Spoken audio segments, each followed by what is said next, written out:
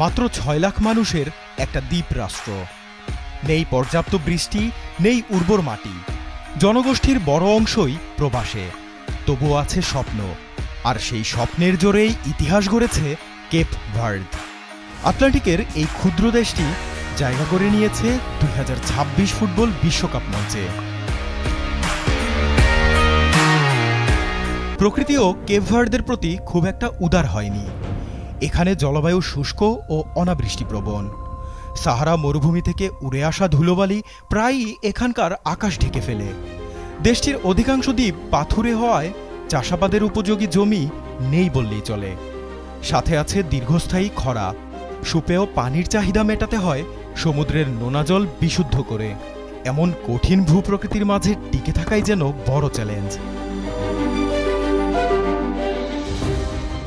১৯৭৫ সালে দেশটি স্বাধীন হয়। বর্তমানে কেপ ভার্দের মানুষ দেশের চেয়ে প্রবাসেই বেশি।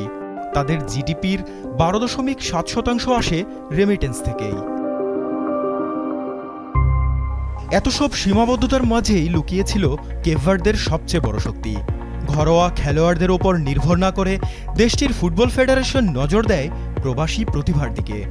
জাতীয়তা আইন বদলে ভিন দেশের জন্ম নেয়া চতুর্থ প্রজন্ম পর্যন্ত নাগরিকত্বের সুযোগ তৈরি করা হয়। প্রবাসী নির্ভর স্কোয়াডই কেপ ভার্দেকে ছোট দেশ হয়েও বিশ্বমঞ্চে প্রতিদ্বন্দ্বী হিসেবে দাঁড় করিয়েছে।